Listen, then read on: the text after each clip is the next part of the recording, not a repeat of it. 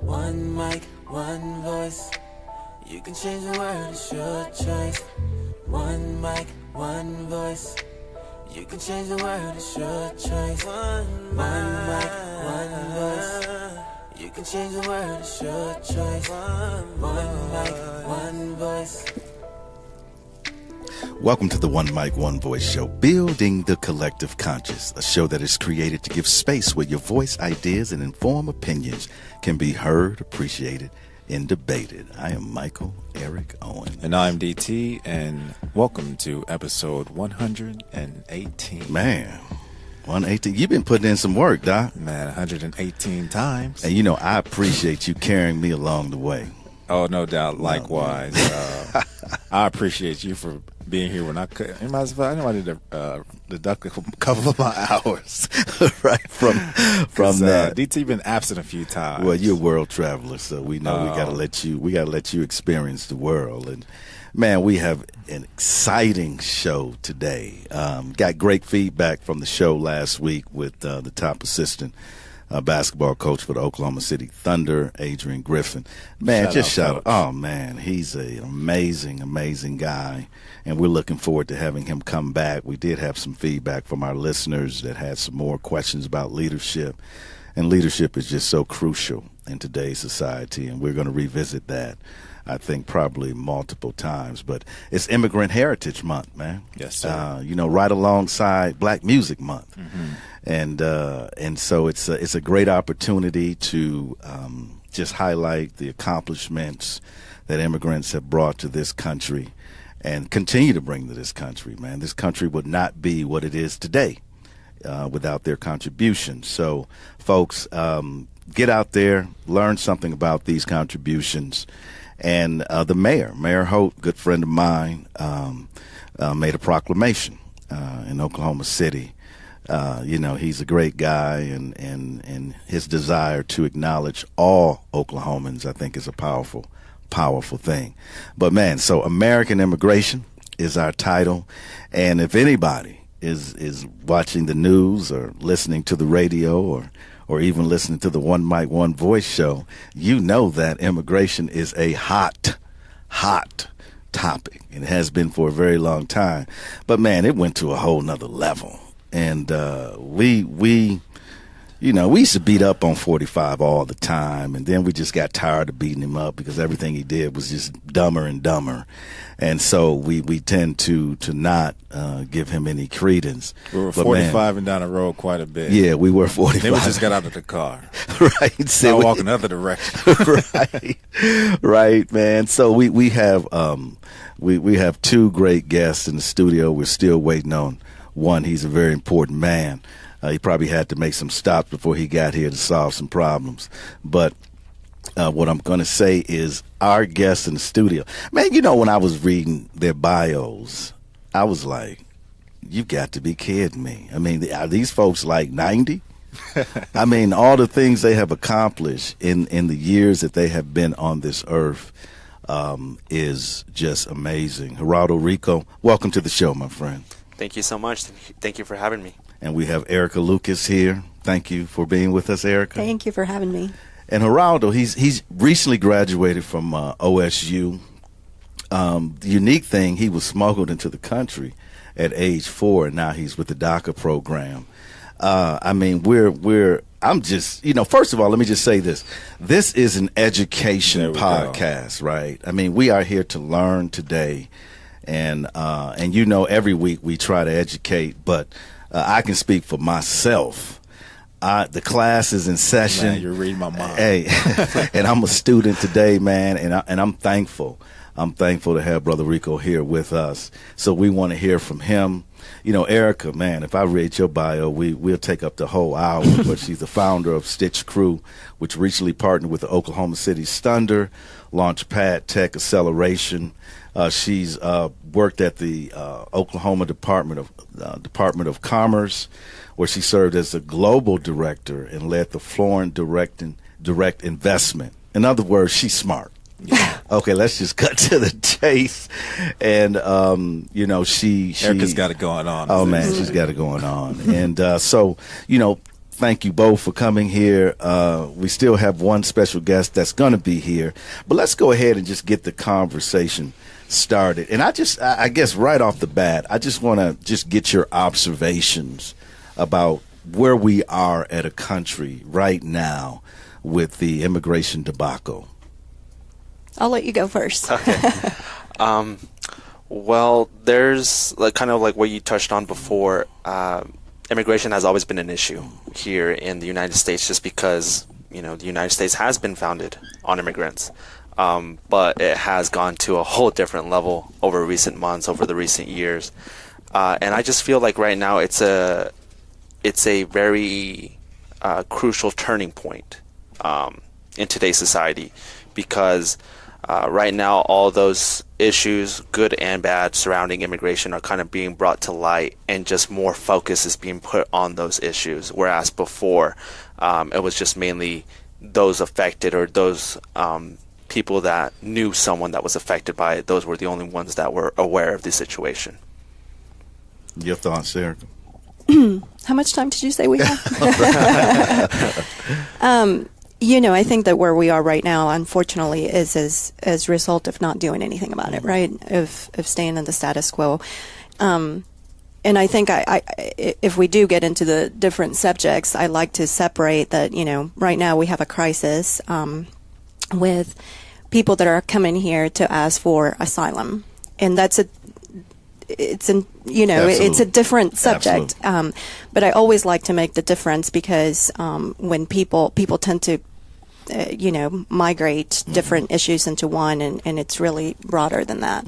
And so there is one issue that we must address, and it's with these people primarily coming from Central and Latin America, to seek asylum. And so there's that one issue with kids being separated from their families, only because they're coming here, by the way, following protocol, right? Turning themselves in. Absolutely. Which is a misdemeanor, because a lot of the opponents say, well, they're coming here illegally. No, actually, they're asking for asylum. They're doing it following protocol. They're turning themselves in, and it's a misdemeanor. Therefore, we shouldn't be separating them, right? We don't separate families for misdemeanors, at least until now. Yeah. And then there's the issue with the overall immigration problem, which, we have 11 million people that are undocumented. That's a totally separate issue, and I'd love to tell you guys about either one, but again, talk about it in different terms. And I think we need to talk about it in different terms. I was listening to the radio this past week, and a gentleman called in and said how, if I commit a crime, my kids are taken away from me. I mean, the reality is, where your kids are going. Usually they call a relative to come get your kids. I mean, it's not the same thing, right? I mean, it's it's ethological fallacy, actually. But let's talk about that protocol for a minute. They're voluntarily giving themselves up, and we see what they say 2,300 children that are separated from their parents. The number is probably larger. Okay. That we know of, right? Exactly. Right. Yeah. So talk a little bit about that so our audience can understand. Well, I mean, I guess the arguments are, why are these people not applying for asylum in their own countries? Why do they have to come here and do all of that? And I think that what a lot of people need to understand is that they're fleeing those countries for a reason, right? And even if you try to process a petition in your home country, sometimes it can take months, sometimes years, and sometimes you get denied. You don't even get an appointment to get into the application process. And when you're fleeing something, to try to wait that long, I mean, it's just not feasible. So people actually are taking the risk. They're so desperate. I really pray that some of those people that are so close-minded about the refugees, that they never have to go through something so dire, and be at such a desperate need that they do hire coyotes, or they do travel cross countries and come to this country to try to ask for or try to look for hope here in town. So, I mean, what is there to say? You know, at that point, it's like the situation is so critical. Something needs to be done, like right now. Don't have a month to wait. Don't have years to wait. And like you said, it's such an emergency situation that people, I mean, who knows what could happen in between time when you get invited to a petition or accepted in the application process or whatever. It's just like time is ticking. Right. You know? Right. What individual wants to leave their home of origin, leave their family, leave everything they know? I mean, that's like us right now, saying we had to just run away from everything that we know. And then we flee to a country, to their border, and follow their protocol, and you take my child. Right. I mean, you know, one thing that Americans lack is empathy. We have a huge lack of empathy in this country. And the fact that you cannot put yourself in these folks' position, I think, is the biggest crisis that we have. This is not about borders. This is about humanity. Right. Yes. Right. You see, and if we can't understand that, we can never truly have a conversation that leads to some sort of reform. Right. You know, folks, listen. We have a great show. We're gonna take a break here, pay a few bills, right? Just a few. Can't pay too many of them because we ain't got that much money. Yeah, send them IOU. Some IOUs. Man, when we come back, we want to hear Geraldo's story. We want to get down to it, let him talk about his life and the challenges that he's facing. We want to hear that. You know what? If you want to learn from the source, you know, we hear all these narratives going around. We're talking to the folks that are on the front lines that know what's happening. It's time to learn. We will be right back.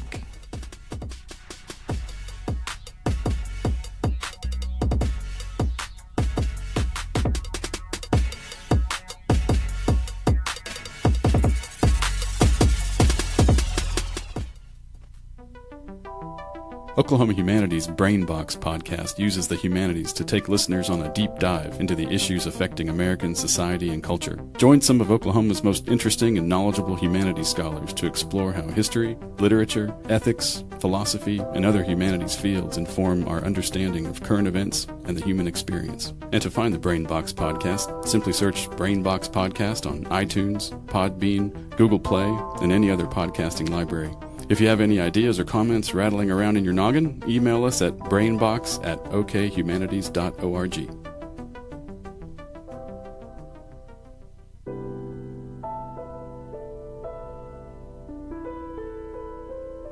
This is Dr. Laura Gillot, and when I listen to podcasts, I always listen to the One Mic, One Voice show.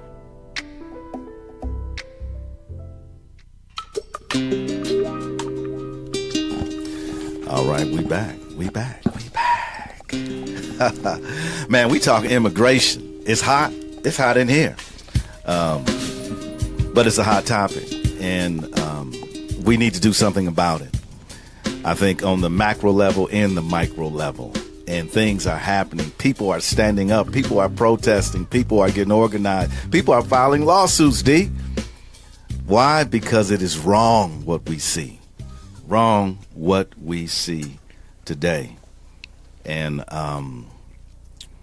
Geraldo, let's talk a little bit about your experience and just wherever you want to begin and take us to, but talk about your life. And you came here at age 4. Talk about your life, my friend. Yes. Well, it's very interesting, to talk about my life in, so very limited time. There's so many things that I can talk about of how, being undocumented and coming here, at a very young age and growing up here, how that has affected me in so many different areas, from emotional to financial to, educational, all different aspects. But for sure, I'll start from the beginning, I guess. So, I was born in San Luis Potosí, Mexico. I I was brought here by my parents at the age of 4. And so when I came here, and it was in December of 1999. So coming here, obviously, I was very confused at what was going on. I didn't know what was going on. My parents just kind of picked me up and one day just took me in another place, and all of a sudden everyone else, doesn't speak the same language as you. And so growing up, my parents never hid the fact that I was undocumented, which is very different in my case. I've heard so many other stories where other students, other undocumented immigrants, other DACA recipients, they tell me and they said, oh, well, I didn't know about my status until I was in high school, until I started applying for college, for jobs, for driver's license. That wasn't my case. I knew from the minute that I arrived here that I was undocumented, and my parents never hid the consequences of that. And so they basically told me, keep your head down and, move forward. And so that's kind of what I did. I just went through the educational system, went through elementary school, went through middle school, through high school. And during that whole time, I definitely felt that presence of that status, where I wasn't able to tell people about certain things of my life. I couldn't open up in certain areas. My parents would even say, hey, make sure you don't talk about where you're from, and that's something I feel like it's so weird, because obviously a lot of us, everyone should definitely be proud of their culture, their upbringings, and everything. And so that's kind of something I had to keep to myself.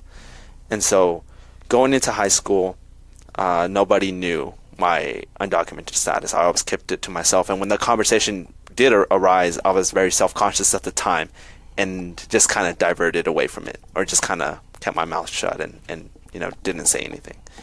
And so when the time came where I wanted to pursue higher education, when I wanted to, to aspire to, to go for a career, for, just a better life, and not just for myself. It's always been for my parents, for my family, because I feel like out of my family, I feel like I'm the most adept at dealing with all these kind of situations. I learned English. I was, I know the American history. I know the American culture. I can assimilate here. Whereas my parents, they're still, very rooted to their culture. And so, right when I set myself to do that, to pursue, a higher education, that's when I started hitting a couple of walls where I started realizing, well, wait, I can't just get any kind of job that I want to. That I can't just work at this, office job. I can't work at this retail job to raise money to go to college. And then also came scholarships or financial aid, things like that. That's when I started realizing, wait, it turns out I'm not eligible for federal or state, financial aid. I'm not eligible for these private scholarships. Regardless of, what I did in high school, what I did in the community, I just couldn't. Mm-hmm. And so when I applied, I applied to universities here in the state of Oklahoma. I applied to out of state, and I started receiving the acceptance letters. And so I was very happy about it. I was, my parents, they worked so hard, to achieve that goal for me. They were very excited about it. And so I was starting to make plans, of where I wanted to go, what I wanted to study. And then later on is where I started receiving those phone calls, those emails asking, well, we noticed on your application you didn't provide a social security number. Can you, provide us one, or, anything like that? And so at the time I was, I just came out front and I said, well, I don't have one. And so, they would say, okay, well, we'll get back to you. We just got to check a few things here and there. And then, a few weeks later, they'd get back to me and say, oh, well, you're still able to attend to our university. Just the financial aid that we were able to offer you at first, we're no longer able to offer you. And so at that point, out-of-state universities, at least the ones I was interested, just didn't were just not an option anymore, just because of the price of it, just because I wasn't able to afford it. And at the time as well, in Oklahoma, even students, even if I graduated, like I said before, I went through the educational system here in Oklahoma. I graduated from high school, and yet still, in the eyes of many universities, I was still considered an out-of-state student here in Oklahoma, and so I was still going to be charged in regards to tuition as an out-of-state student. And so that also made things very expensive, very out of reach. And so at that time, just stores started closing just because of that. And it was a tough time. It was definitely a tough time to really, kind of get by and just figure out what I was going to do. And then there came a point where I almost just kind of said, this is it. This is it. Either I have one or two options. Either I just find a job that doesn't require, any kind of documentation, which at the time I worked in the field. So I worked like watermelon fields, peanut fields, stuff like that, which is what a lot of the immigrant communities, that's kind of where they end up working in, those kind of jobs where,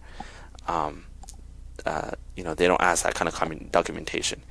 And so that's kind of where I saw my life heading, either that or just go back home to Mexico and just kind of start a life again all over.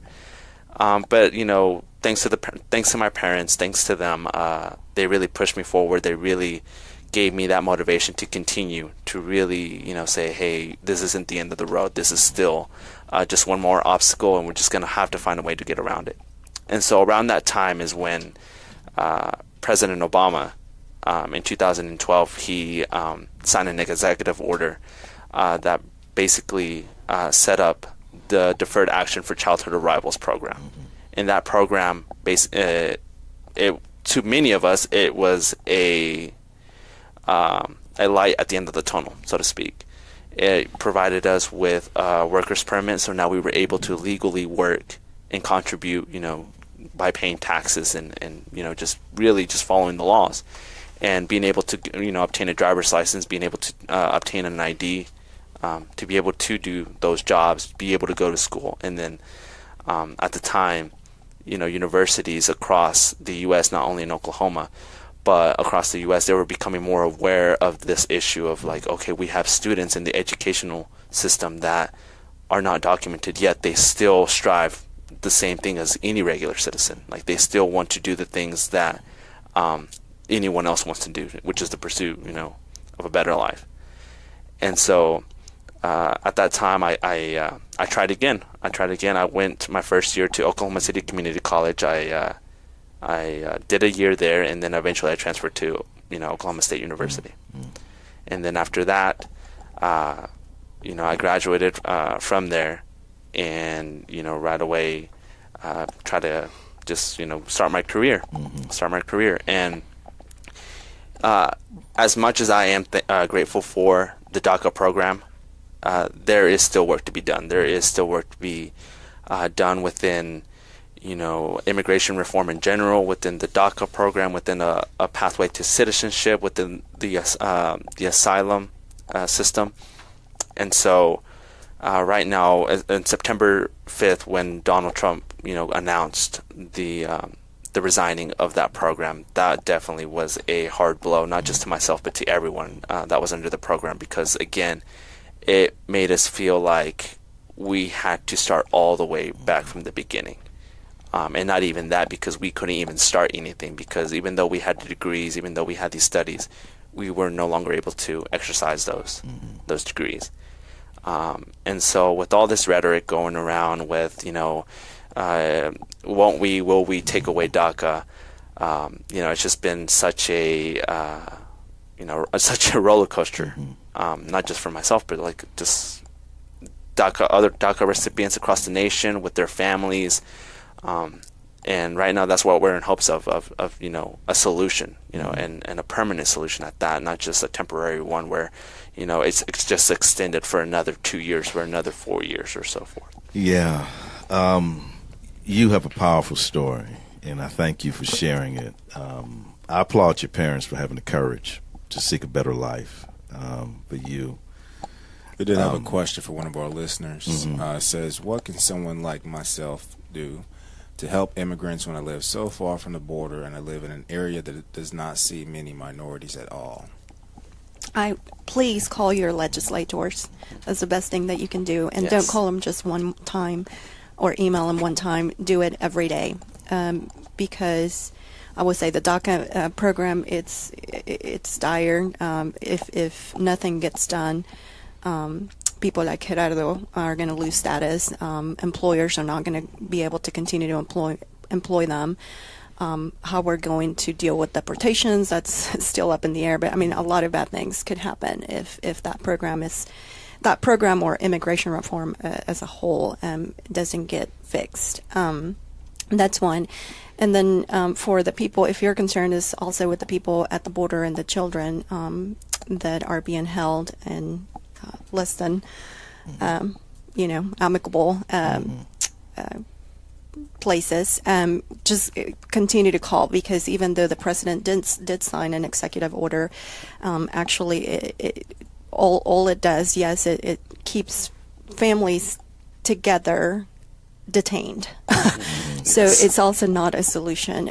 So if you don't mind, please call. I think that's the best thing that you can do. We had one more. It says, are parents uneducated on the processes of the consequences? I guess it's when you were talking about there being consequences. Or do they just think getting the children here will be enough?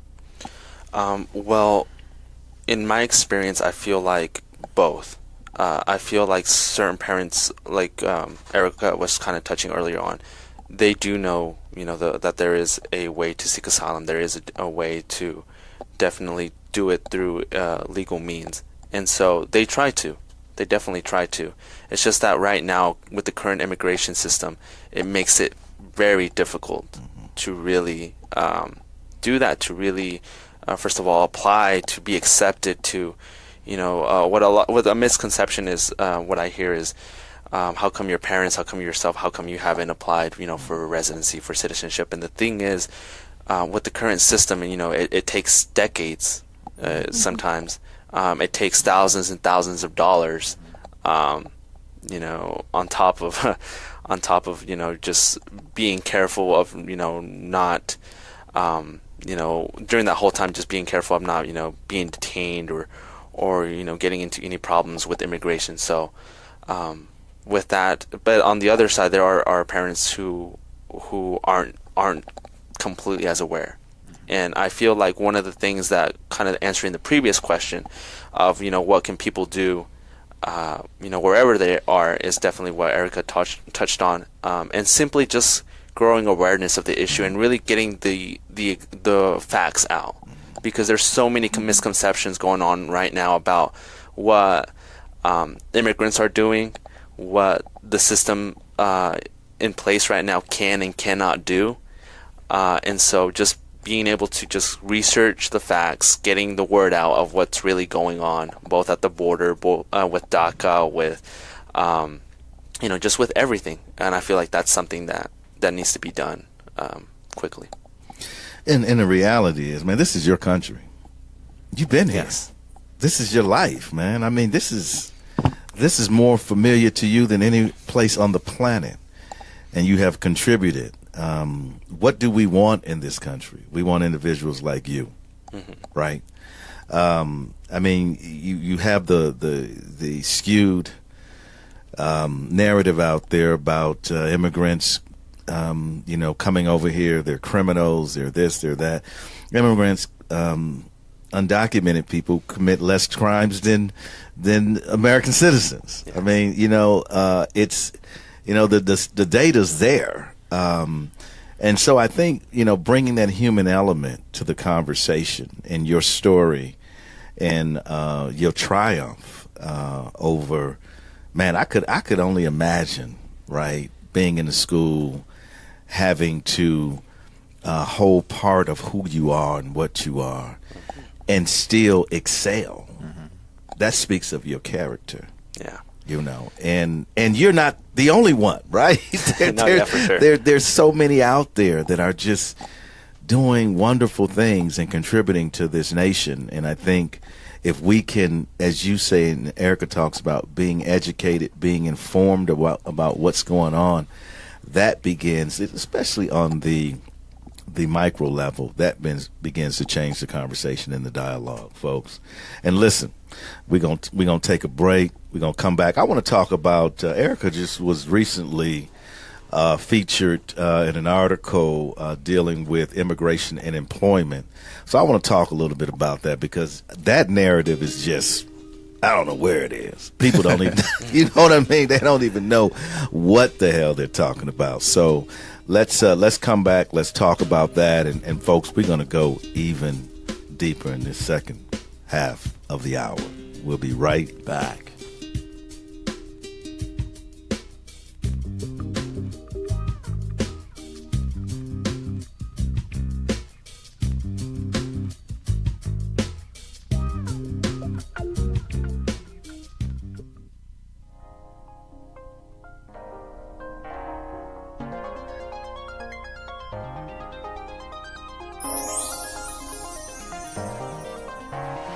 Hi everyone, this is Roxy Davis. And this is Deborah Burris, and we are The Roxy by Design Show. Our show is designed to bring healing as we share our stories while God redesign our lives. So take a ride with us. So you can find us at Podbean, iTunes, Facebook and Twitter, and blackandstudios.com. So thank you everyone for listening to The Roxy by Design Show. You have a blessed day. We love you.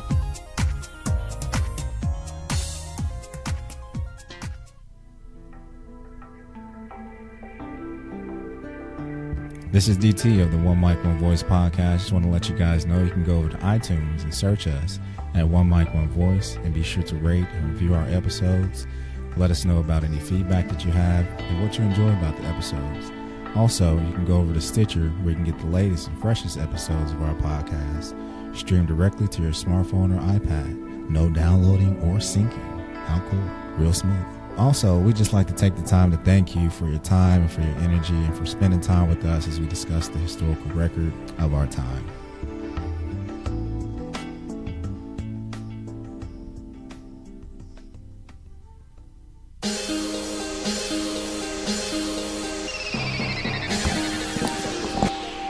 $11 million people undocumented in this country. 11 million. 11 million. That's a lot. That's a lot. But they're here, contributing, living in the shadows. But they're human. They're not different. They're not deficient. They're just here, trying to find a better life. Who doesn't want a better life? I want a better life. How can I get a better life? You know, maybe somebody can type that in. You know what I mean? Who doesn't want a better, who wants a worse life? Yeah. You know what I mean? You go where you can get a better life, man. And they are contributing. Just recently, Erica, you were featured, I believe this was in the Daily Oklahoman, in an article on immigration and employment. Talk a little bit about that. Yeah, so it was actually an op-ed that I did because the rhetoric was getting too nasty, right? And I think that to what Gerardo say, people are not reading up and getting educated on the subject. So so I decided to write an op-ed and basically just talk a little bit about, you know, one of the biggest challenges that we have is that people seem to think that immigrants are not contributing to our economy, that instead they're taking advantage of social programs and draining our economy. And that's just not true.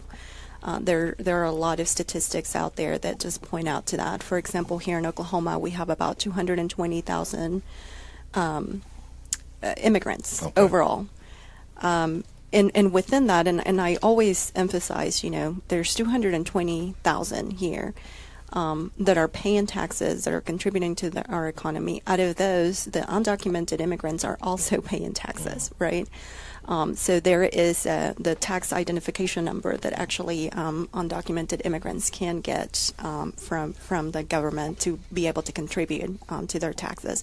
But in addition, they buy things. They pay sales tax. They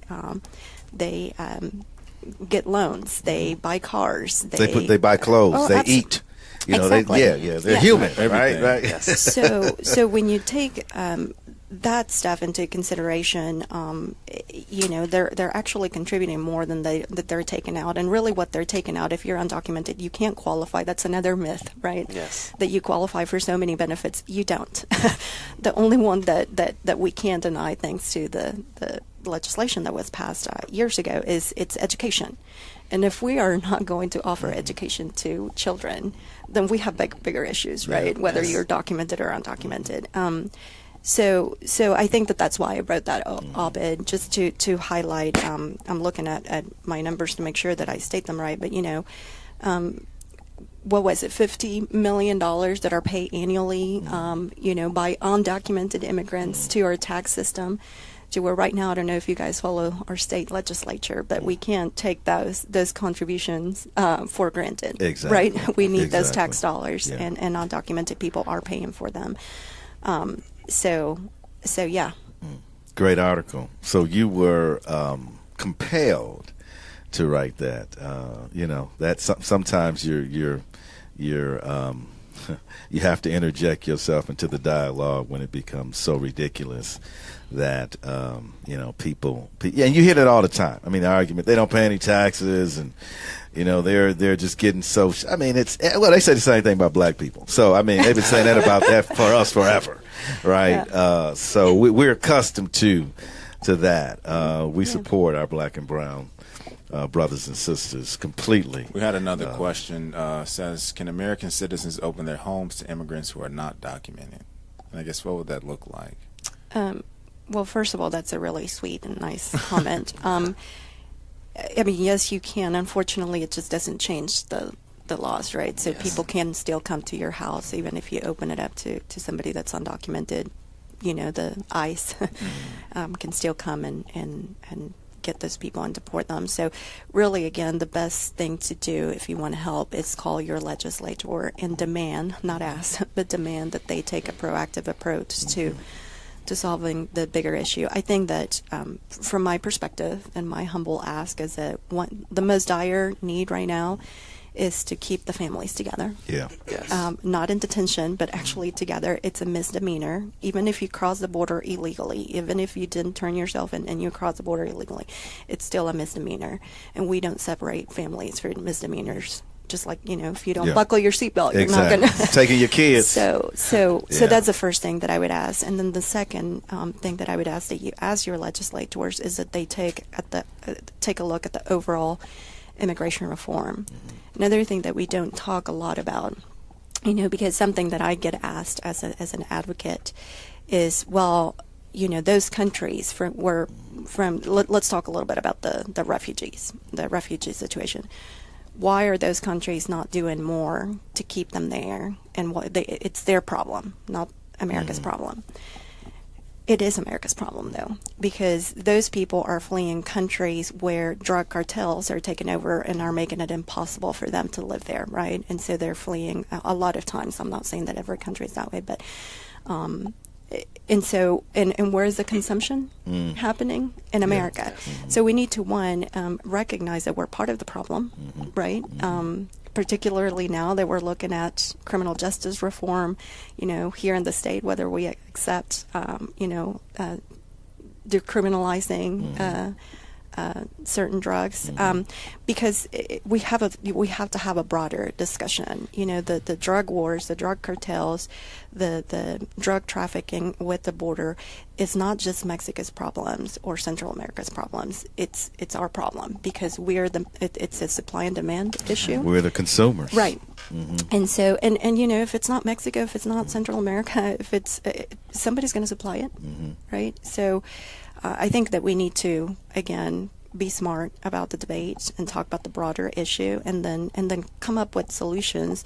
Whether you're a Republican or a Democrat, let's just be honest about it, be educated on the subject, and then let's just have honest and open discussions. And what you speak to, Erica, is a willingness to not, number one, be educated, but also to not simply go for the cliches or the so-called platitudes of simply build a wall.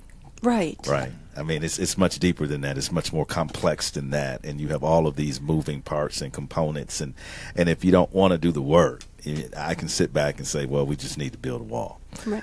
Which is ridiculous.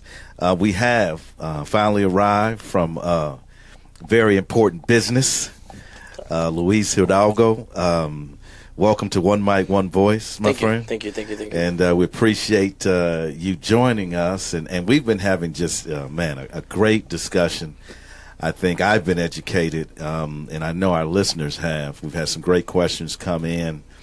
So we're talking about immigration, talking about of course, what's going on at the border. Right. Just some of your thoughts briefly on what you're seeing, what you're experiencing. Where do we need to go? Well, I work with Aspiring Americans, which is a program that helps undocumented students navigate the college, higher education system. A lot of these families are, they're never first generation college students. So we mainly focus on trying to help them navigate the higher education system, and it's important that we help.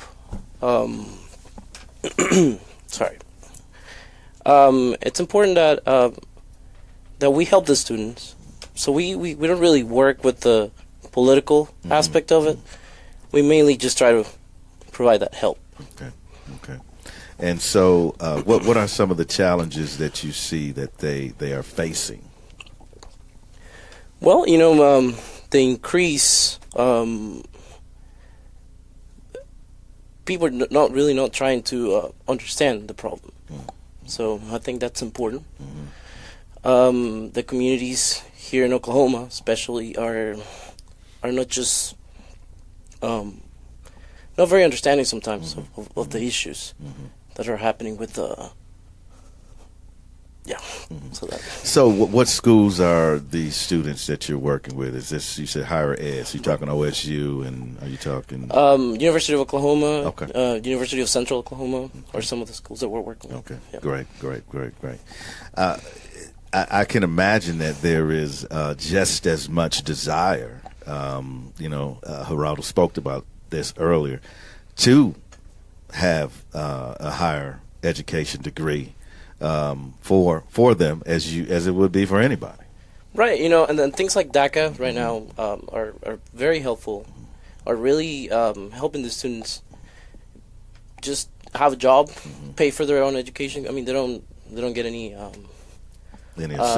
assistance. So they're really they're working to pay for their school, and so I mean they have a lot of challenges more than just your regular college student. Absolutely. They're dealing with a lot of different issues that are... Absolutely. And so, briefly before we go to our last break, I want to just address kind of, we're talking over break, and I always laugh when folks tell me they ask me, what does the black community think? And I, how can I speak for the black community? I'm a black guy, but the community is not exactly. Speak with one voice. But just some of I think your observations of what the Latino community, what really is there great fear? Is there optimism? Is there anger? Is there what do you sense? And before you answer that, I want to add to it, because you guys were talking about, and Geraldo brought this up earlier, about there being a lack of just overall awareness until this is brought in front of you. So until someone is affected by immigration, or those stories really don't come in your path. And so I guess to add on to his question, I want to know also, how tight-knit are those communities of awareness and of education that also give back to the community to just educate them on what's going on. And I think there's fear in the community, but at the same time, there's a lot of expectation for better things that are coming. I think just the issue being talked about, it's important. And like you said, I mean, there's within communities like Oklahoma and the states that are very, very conservative. This is not an issue that gets talked about unless it's something really negative. Mm-hmm. So it's important to talk about it and know. I mean, this is an issue that we have here in Oklahoma, and even if we don't want to talk about it, right now we have a lot of undocumented people in Oklahoma. So it's important to talk about it and see it from the aspect that it's from not the negative aspect, but the good things that these communities are bringing here. So yeah, I think Lee brings up a good point, because I think that often we tend to think of immigration as a national or a federal problem, and it really, I always think, no, it's a local issue, because this is where they live, right? So we have 220 immigrants in Oklahoma. By the way, 10,000 of them are entrepreneurs, which means they have their own business. They employ people. They pay over $200 million in taxes every year as a result of being, employers here. Yeah, it's a local issue, right? We can't take it for granted, and we need to continue to see how we support them. And then I will say, to your earlier point, we're not monogamous either. Like, we don't all think alike. But I would say that within the Hispanic and community, all of us have a family member or a friend that's undocumented.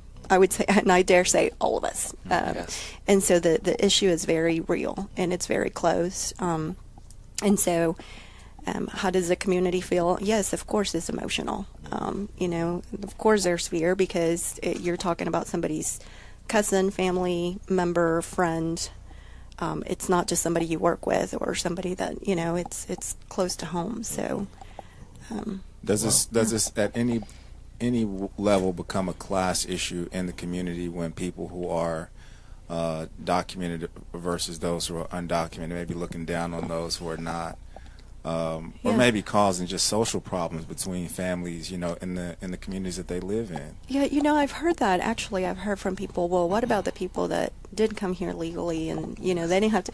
I actually think that's I'm sure there are some people that feel very strongly about that. But I think that's a problem that maybe some people outside of the community actually made up to try to make an argument, to be really honest, because it doesn't have to be a zero-sum game, right? I mean, the immigration system is broken for everybody, for those that come here legally and those that come here illegally. It creates a shadow economy. Like I just said, we just talked about all those taxes that are being paid. Shadow economy. A shadow. Well, yeah. So for all those people that say, well, why are they not here paying tax? Okay, let's get them here legally, so that you can't see that they are contributing here legally. Let's get them outside of the shadows. Absolutely. So and there's a need in all the U.S. and in Oklahoma for the type of work that these immigrants are doing. So we need them. They're obviously working here. They're not doing anything else. They're working. So, there's a need for these immigrants. So why not fix this broken immigration system and do something about this people that we do need them here? We're going to take our last break. And when we come back, because, see, Luis just tossed some on the table that I didn't necessarily want to go there, but we're going to go there. But I might have went there anyway. This idea, why don't we want it? Okay, let's examine that. Why don't we want it? So, folks, we're wrapping up the show, American Immigration. We're having a great time. We're being educated. We have some folks in here that, you know what? We're at the source. Yeah, ask your questions now, because class is in session. Absolutely. We have the PhDs of the issue here with us. Folks, we'll be right back.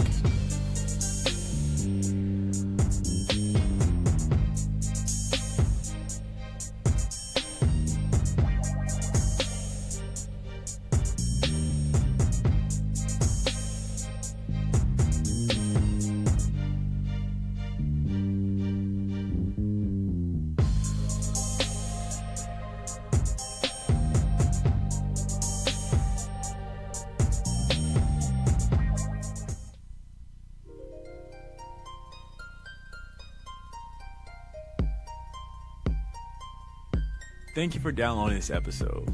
If you're on iTunes, Stitcher, Podbean, Google Play Music, or whatever podcasting library you're listening to this show on, please rate and review. Those reviews and ratings help us tremendously.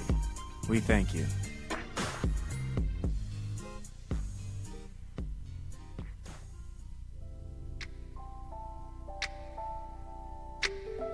This is Quraysh Ali, Lansana, poet, author, educator, and Oklahomie, and when I listen to podcasts, I'm on that one mic, one voice joint.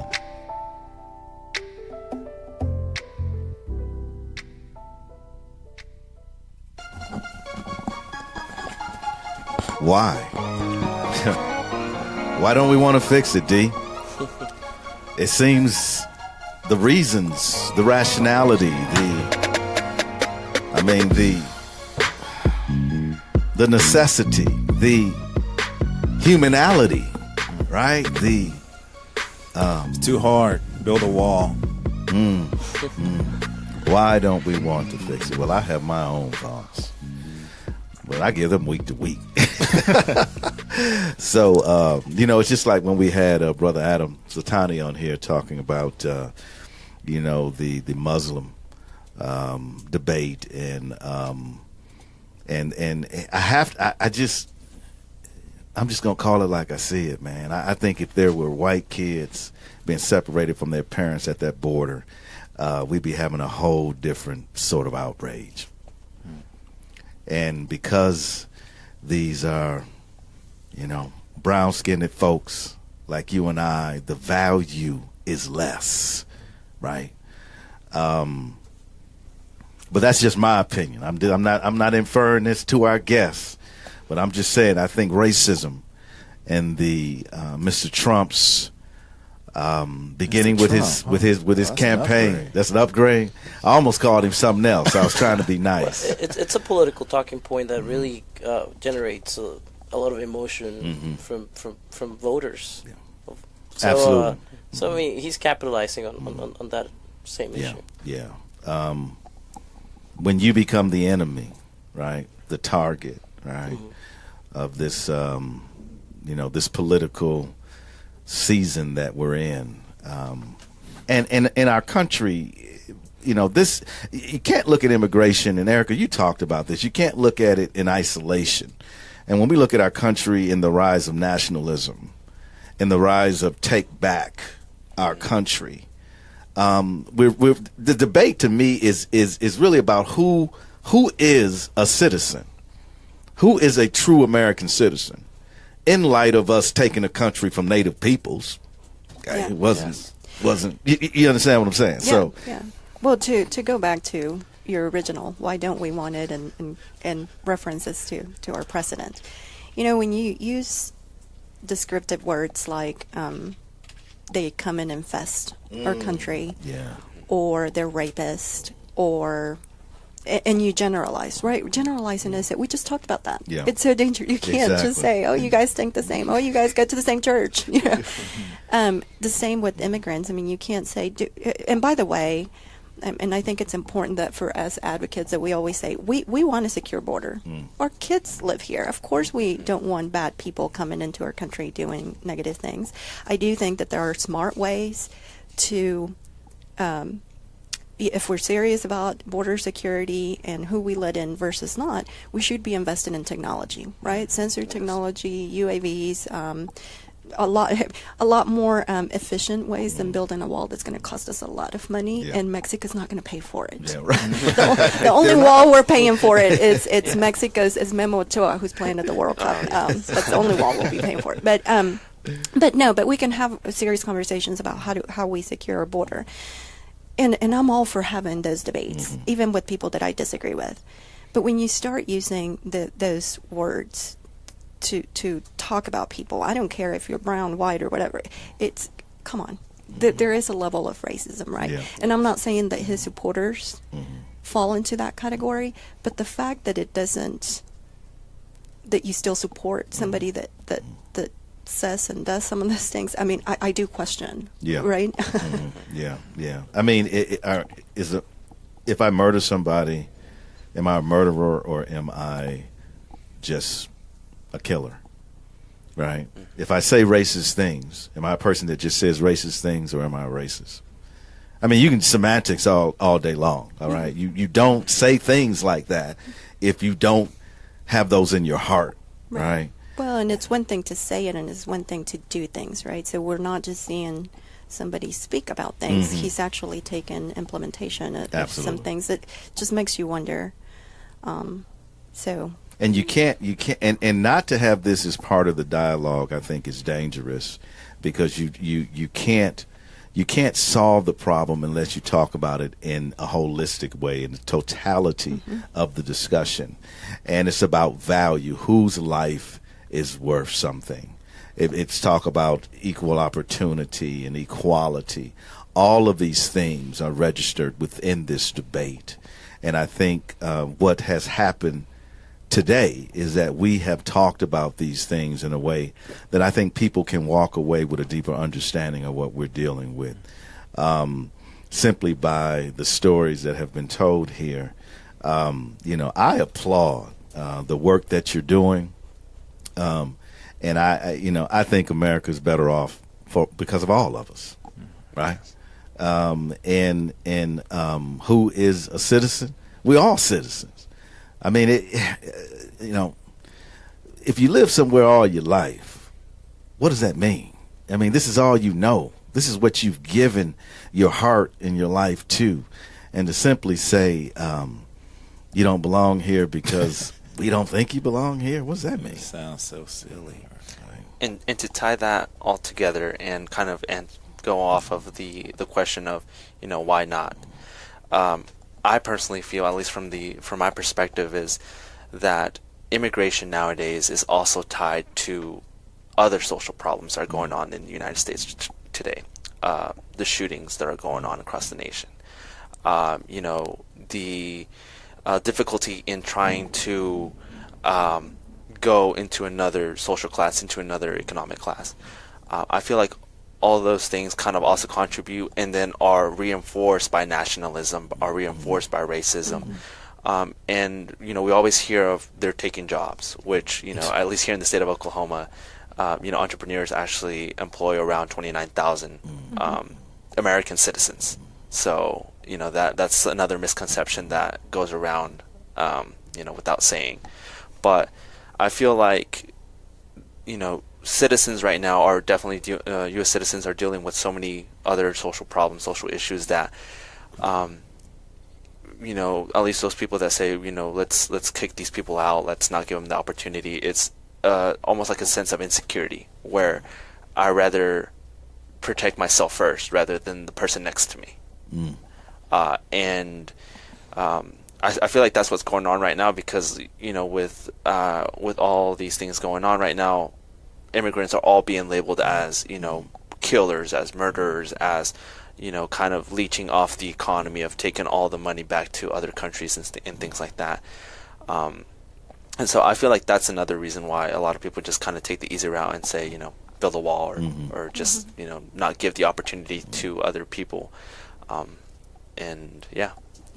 And I will piggyback on something that you said is that, I think we need to do a better job at reaching out to those people that disagree with us because I do think that a lot of it comes from fear of two things. One, jobs and their security if they're suffering for jobs. And two, by 2045, the minority is no longer going to be the minority, Absolutely. right? So I think that actually does scare some people off. So let's talk about them. Well, particularly because immigrants are helping the economy. And when we're talking about globalization, we can't support the growth that we projected in Oklahoma and as a nation unless we start importing people. We just can't. That's true. And other countries are doing it. Other countries are actually paying to have people come, particularly entrepreneurs, to come in and do jobs in STEM and entrepreneurship. And we're sending the exact opposite message. Yeah. And so, before people, especially since I did the foreign direct investment that you mentioned, people would always say, well, why do American companies go to another country, because of cheap labor? Perhaps, and even to this day, perhaps they offshore to lower the cost of labor. Some is just to be competitive in the global market. But think about this. If we are not engaging in the global economy and we're not supporting those jobs and bringing people in to take care of those jobs because we do have a labor shortage, companies are going to move not because of the low cost of labor, but because in search of talent. Yeah. So we're actually going to see more companies exiting because we can't produce the talent and we just can't keep up with the labor demands. Yeah. Great information. Let's briefly, if you can kind of just introduce this Forward.us and the work that they're doing, and just some final thoughts to our listening audience. We're going to post this fast facts on Oklahoma immigration to our Facebook page too. So I love Forward.us. I've engaged with them for years now. It's an organization that is backed by Mark Zuckerberg and a lot of the tech CEOs and entrepreneurs throughout the country. Basically, again, because they see the need for immigrants to support the tech industry and the country as a whole. So it's a great organization, Forward.us, bipartisan. Yeah. Wonderful. Any final last thoughts? If you could tell our listeners just one thing, one takeaway, and many takeaways they have, but one final takeaway from this debate, what would it be? I think it's important to remember that immigrants are humans. They're people just like anybody. So, just the what's happening right now in the political world is that we're taking away that humankind from these people. Like we're just pointing fingers and treating them. We're talking about them like as a problem, as we're calling them criminals. So I think it's important to remember that immigrants are human beings. They're good people. They're bad people. Their mothers, their fathers, their brothers, their sisters. They're our friends. So I think that would be what I want everybody to take from this. That let's remember they're people just like anyone. As for me, kind of reiterating what I said earlier, is really get those misconceptions out of the way in the area of education, in the area of employment.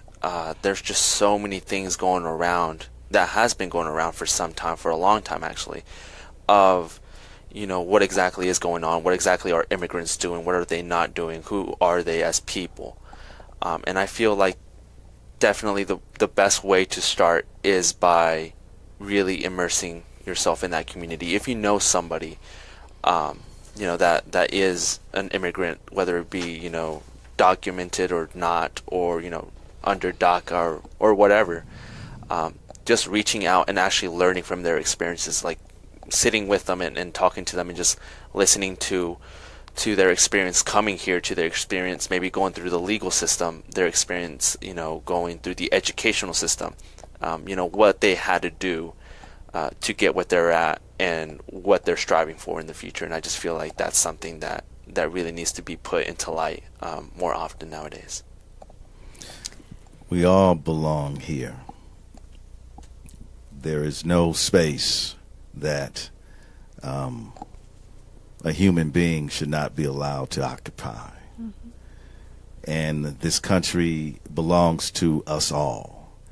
And until we get that into our heads, we'll never solve anything, because history will speak of us. Mm-hmm.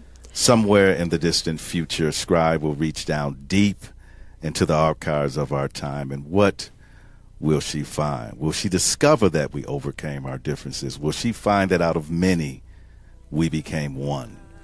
Or will she find that we solved nothing and remain a divided peoples? Yes, history will speak of us. We can make a difference if we try. We can be the change that's in our lives. All we gotta do is work together. We gotta raise our children better.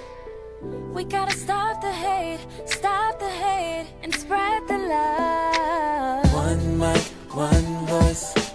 You can change the world, it's your choice. One mic, one voice. You can change the world, it's your choice. One mic, one voice. You can change the world, it's your choice.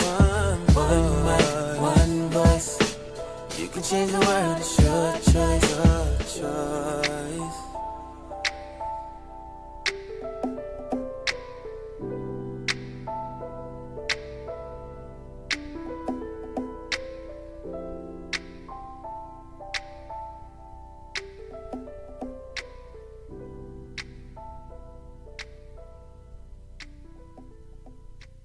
Today's broadcast is being brought to you by Blacken Studios. To learn more about Blacken Studios, please visit them at blackenstudios.com or visit them on their Facebook page, Blacken Studios. Today's broadcast is also being brought to you by Perry Publishing and Broadcasting.